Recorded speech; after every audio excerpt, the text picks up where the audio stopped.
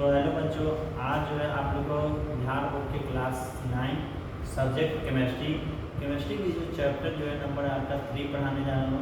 जिस जो चैप्टर का नाम है आपका परमाणु अणु और आयन। ठीक, और सबसे पहले इस चैप्टर में हम लोग जानेंगे कि परमाणु होता क्या है। तो चलिए आइए देखते हैं।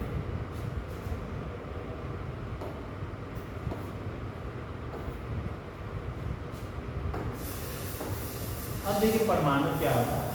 किसी तत्व का सबसे छोटा का जिसे सामान्य रासायनिक अभिक्रिया द्वारा और विभाजित नहीं किया जा सकता, ठीक, उससे क्या कहते हैं? परमाणु कहते हैं। परमाणु को इंग्लिश में हम लोग एटम भी कहते हैं। क्या कहते हैं? एटम कहते हैं। ठीक ना, मतलब तत्व का या पदार्थ का सबसे छोटा कण जिसे हम लोग भौतिक या रासायनिक विधि द्वारा अलग नहीं कर सकते हैं, उसको तोड़ नहीं सकते हैं।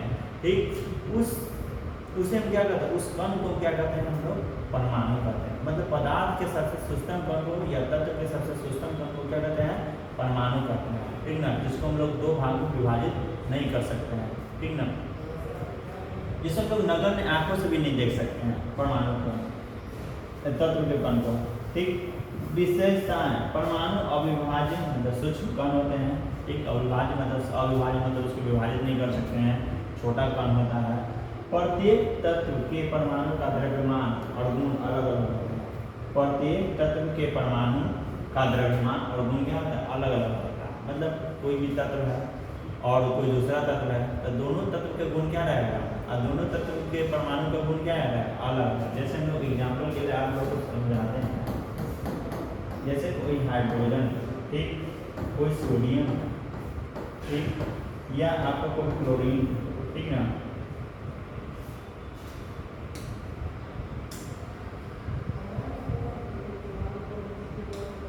हाइड्रोजन हो गया, फिर उसके बाद सोडियम हो गया, फिर उसके बाद क्लोरीन हो गया। ठीक, तो इसका कण कुछ अलग रहेगा। ठीक, इसका कण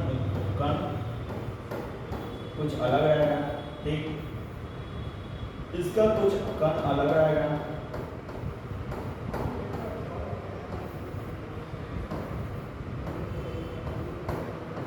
मतलब कहने का मतलब है कि हाइड्रोजन का गुण अलग रहेगा। हाइड्रोजन के जो कण रहेगा मतलब जो परमाणु रहेगा इसका गुण अलग रहेगा। सोडियम का कण जो रहेगा इसका जो परमाणु रहेगा इसका कण का गुण अलग रहेगा। और क्लोरीन के कण का गुण क्या रहेगा? अलग रहेगा।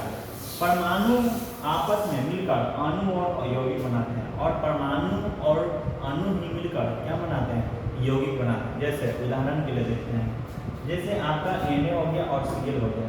ठीक, Na, ठीक, और प्लस आपका Cl बन गया, आपका क्या हो गया? NaCl बन गया।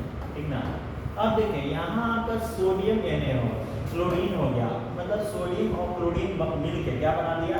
NaCl बना दिया। मतलब आपका सोडियम क्लोराइड बन गया, जो कि सोडियम क्लोराइड आपका क्या है? यौगिक है। क्या है? यौगिक है। ठीक ना, ठीक, फिर हो गया। या फिर इसके बाद एक और एग्जांपल यहाँ ले लेते हैं, देखते हैं NH4 N प्लस H4, यहाँ पर क्या हो जाएगा? NH4 हो जाएगा। ठीक, ठीक, ये क्या बना आपका? ये परमाणु हो गया, ये अणु हो गया। ठीक, और ये आपका क्या बन गया? यौगिक बन गया। क्या बन गया? यौगिक। ठीक, कोई डाउट इसमें? अगर डाउट रहेगा तो हम लोग को आप जो है हमको कमेंट सेक्शन में बताइएगा।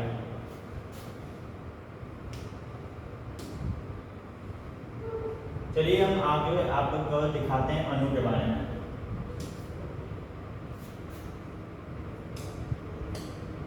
अब हम लोग जानते हैं अणु क्या होता है। अणु का इंग्लिश का होता है मॉलिक्यूल। ठीक, दो से अधिक परमाणु के रासायनिक बंधन से बना सूक्ष्म कण अणु कहलाता है। ठीक ना, मतलब आपका दो या दो से अधिक आपका परमाणु मिला है और मिलकर जो आपका बना वो क्या कहलाएगा? अणु कहलाता है। जैसे में आपका हो गया H प्लस H2। ये जो H2 है ये आपका परमाणु नहीं है, ये आपका क्या है? अणु है। ठीक, मतलब कहने का मतलब है कि ये आपका हाइड्रोजन परमाणु और ये आपका क्या होगा परमाणु। ठीक, ये परमाणु परमाणु मिलकर क्या बन गया अणु बन गया। ठीक, उसी तरह से और आपको बताते हैं जैसा कि आप लोग देख सकते हैं आपका NH4 भी हो सकता है। ठीक, ये आपका नाइट्रोजन का एक परमाणु, यहाँ हाइड्रोजन के 4 परमाणु, हाइड्रोजन के 4 परमाणु।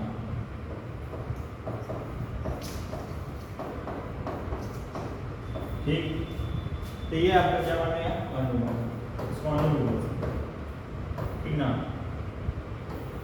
ठीक, उसके बाद प्रकार परमाणुता के आधार पर आपका परमाणुता के आधार पर अणु आपका 1 2 3 4 मतलब 4 परमाणु 4 प्रकार का होता है, जिसको हम लोग कहते हैं एक परमाणु, तो कुछ दूसरा कहते हैं द्वितीय परमाणु, तीसरा त्रिपरमाणु और चौथा क्या कहते हैं आपका बहुपरमाणु कहते हैं। ठीक ना।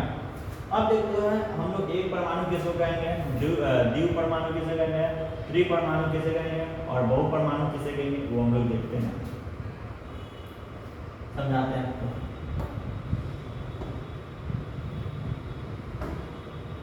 अब देखिए यहाँ जिसमें एक वो है परमाणु का एक कण है। ठीक, एक वो है, इसको हम लोग कहेंगे एक परमाणु कण, एक परमाणु कण।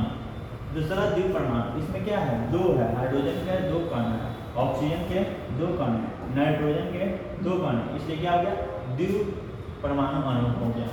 त्रिपरमाणु क्या, इसमें आपका ऑक्सीजन के 3 कण, इसमें हाइड्रोजन के 2 कण और एक ऑक्सीजन के, ठीक, ये आपका 3 परमाणु हो गया। यहाँ देखिए आपका बहुपरमाणु, यहाँ देखिए आपका कार्बन के 1 कण, हाइड्रोजन के 4 कण। ठीक, हाइड्रोजन के 2 कण और सल्फर के 1 कण और ऑक्सीजन के 4 कण, ये सब क्या हो गया, फिर यहाँ S8 हो गया, या मतलब सल्फर के 8 कण। ये सब क्या बता रहा है, ये सब आपको बता रहा है कि ये सब बहुपरमाणु अणु। ठीक ना, कोई दिक्कत समझने में?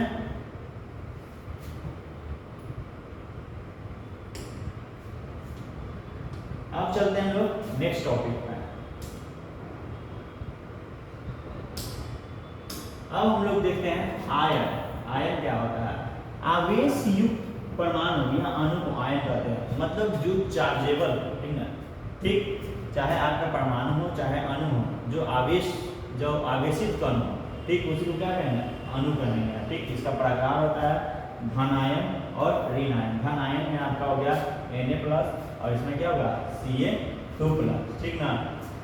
अब Na+ यहाँ Ca2+ है, ये आपको इसके बारे में बताएंगे कि इसके यहाँ 1+ लगा, यहाँ प्लस के आगे 2, मतलब यहाँ बोल रहा है कि 2+ लगा हुआ है। इसको जो ये पढ़ना है, लेकिन आगे टॉपिक में हमको पढ़ना है। ठीक ना। ये संयोजकता के आधार पर, जब संयोजकता आएगा उसके आधार पर हम लोग को आपको बताएंगे। ठीक, ऋण आयन भी हो गया। ठीक, अब इसमें प्लस क्यों और प्लस देने का रीजन क्या है, ये क्या करता है एक इलेक्ट्रॉन को ये क्या करता है त्याग करता है। ठीक ना, और आपका इसलिए प्लस लगा दिया। ठीक, अब मेरे पास जब एक्स्ट्रा है तो किसी को कर्ज देंगे तो प्लस में आएंगे, और जो किसी से कर्ज लेता है वो आपका माइनस में, जैसे क्लोरीन और ऑक्सीजन, ये सब क्या था आपका किसी से आपका, जब इसको अपना अष्टक नियम को पूरा करने के लिए इसको क्या चाहिए, जब इसमें आपका इलेक्ट्रॉन का जरूरत पड़ता है, ये क्या करता है कर्ज लेता है। ठीक ना। ये सब जो कर्ज लेता है उसको माइनस लगाता है, जो कर्ज देता है उस पर प्लस लगाते हैं। ठीक ना, उससे धनायन और ऋणायन करते हैं।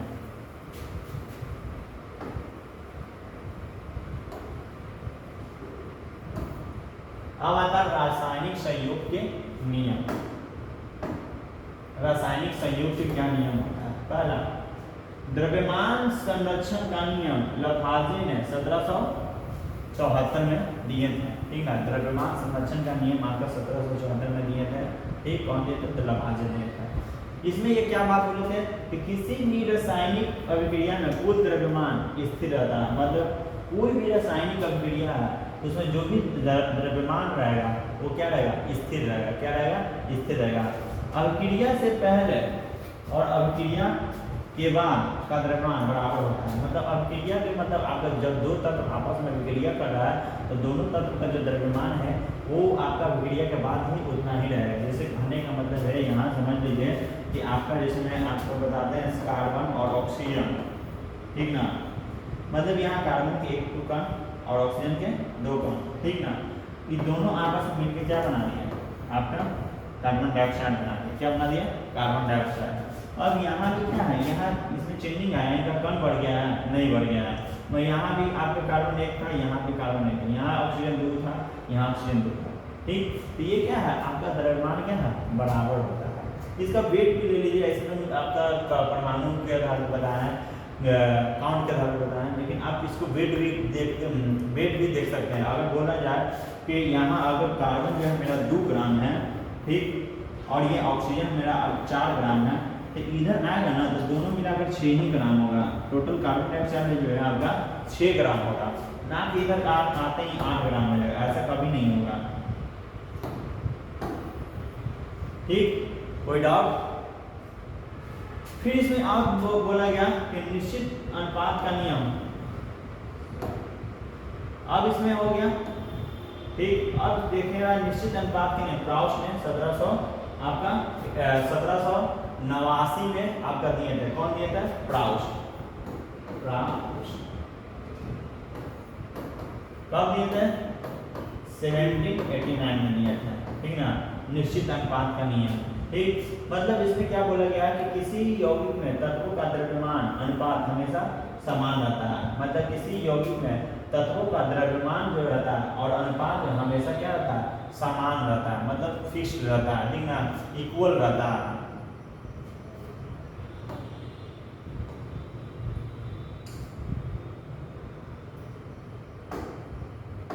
अब हम लोग देखेंगे डाल्टन का परमाणु सिद्धांत, जो आपका कब दिए थे, डाल्टन साहब कब दिए थे परमाणु सिद्धांत? आपका 1803 में दिया था, मतलब 1803 में दिया, ठीक ना। इसमें ये डाल्टन साहब क्या बोले थे आपका परमाणु सिद्धांत के बारे में? तो बोले थे कि सभी पदार्थ जो है सूक्ष्म कणों से बने होते हैं। मतलब जितना भी पदार्थ है, ठीक ना, वो छोटे छोटे कण से ही मिलकर बनते हैं। आप लोग को भी पता होगा कोई भी पदार्थ बनता है तो डायरेक्ट बड़ा नहीं होता है या डायरेक्ट उसका आकार उतना नहीं होता, वो छोटे छोटे कण से ही मिलकर बनते हैं और तैयार होते हैं। आपका सेकंड पॉइंट बोला गया कि परमाणु अविभाज्य और अविनाशी होते हैं। मतलब परमाणु जो रहता है, ठीक ना, वो अविभाजित रहता है, उसको विभाजित नहीं कर सकते, और अविनाशी होता है, वो कभी उसका विनाश होगा ही नहीं। तीसरा पॉइंट बोला गया कि विभिन्न तत्वों के परमाणु अलग अलग गुण रखते हैं। मतलब विभिन्न तत्वों के परमाणु जो है अलग अलग, मतलब अलग अलग तत्व। आपको पीछे ही जो क्लास का पीछे ही जो टॉपिक बता रहे थे तो उसमें बताया था कि जो भी आपका, जैसे मैं कहने का मतलब है कि सोडियम है और आपका क्लोरीन बताया है, तो इसका जो परमाणु और इसका परमाणु, चाहे इसका गुण और इसका गुण, दोनों का गुण क्या रहेगा? अलग अलग रहेगा, ठीक ना। इसका जो सोडियम का परमाणु का गुण अलग रहेगा और क्लोरीन का परमाणु का गुण क्या रहेगा? अलग रहेगा। फोर्थ पॉइंट इसमें बोला गया कि परमाणु आपस में मिलकर क्या बनाते हैं? यौगिक बनाते हैं। परमाणु आपस में मिलकर क्या बनाते हैं? यौगिक बनाते हैं, ठीक ना। जैसे वो इसमें ही देख लीजिए, Na+Ca बन गया NaCl, ठीक ना, चाहे आपका C+O2 CO2, ठीक। कोई डाउट इसमें? और भी हम लोग देख सकते हैं, ठीक ना। उसके बाद हम लोग देखते हैं आगे नेक्स्ट। आगे संयोजकता आ गया। संयोजकता क्या होता है वो देखिए।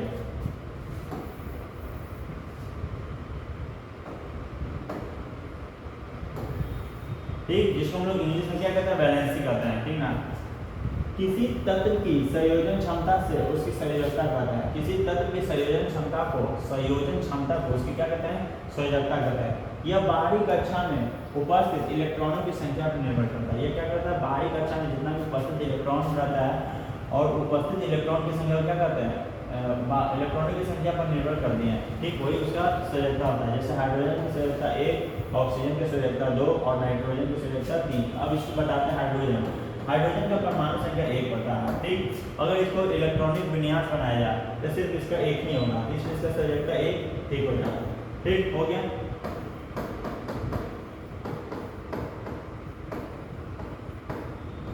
उसके बाद आता है ऑक्सीजन। ऑक्सीजन का इलेक्ट्रॉनिक विन्यास बनता है 2 8 सॉरी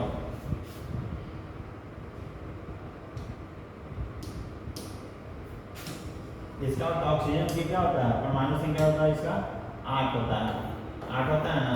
इसका 2 हो गया, ठीक। और 2 के बाद कितना हो जाएगा? आपका 6 हो जाएगा, ठीक।